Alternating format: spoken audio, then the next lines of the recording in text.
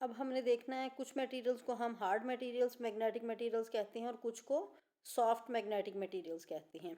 ऐसे magnetic materials जिनको हम मैग्नेटिक फील्ड अप्लाई करने से उनकी डोमेन्स ऑर्डर्ड फैशन में आ जाएं और जो ही हम मैग्नेटिक फील्ड अप्लाई करना उस पर बंद कर दें तो दोबारा वो डिसऑर्डर्ड हो जाएं, तो उनको हम सॉफ्ट मैग्नेटिक मटेरियल्स कहते हैं।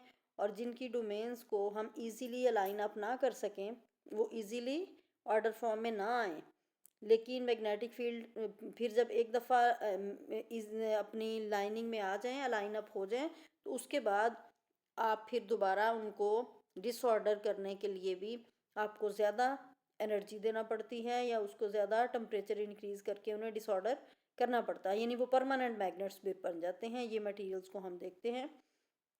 Iron is a soft magnetic material.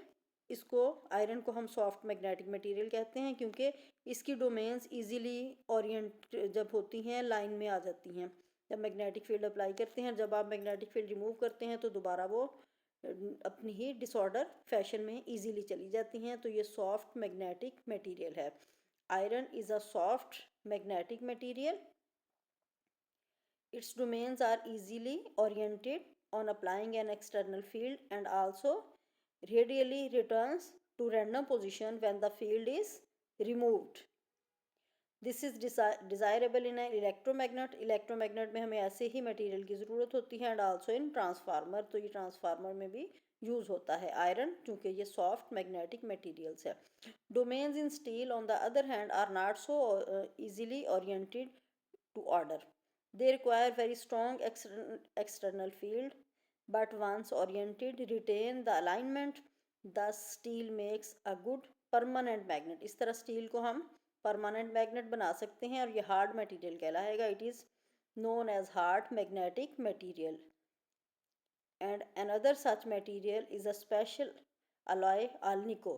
Aluminium, nickel, cobalt, alnico V, ये भी हार्ड मैग्नेटिक मटेरियल है। Finally, it must be mentioned that thermal vibrations tend to disturb the orderliness of the domains.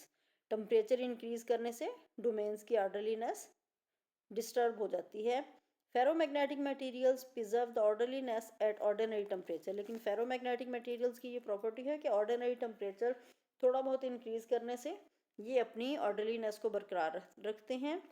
When heated they begin to lose their orderliness, लेकिन जब आप इसको heat up करते हो तो इनकी ऑर्डरलीनेस जो है वो लॉस होना शुरू हो जाती है।